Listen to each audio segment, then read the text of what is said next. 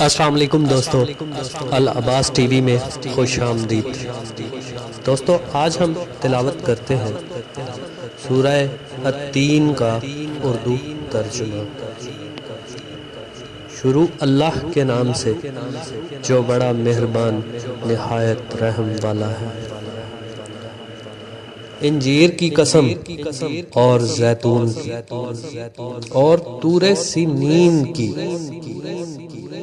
اور اس امن والے شہر کی کہ ہم نے انسان کو بہت اچھی صورت میں پیدا کیا ہے، پھر رفتہ رفتہ اس کی حالت کو بدل کر پست سے پست کر دیا، مگر جو لوگ ایمان لائے اور نیک عمل کرتے رہے ان کے لیے بے انتہا اجر ہے۔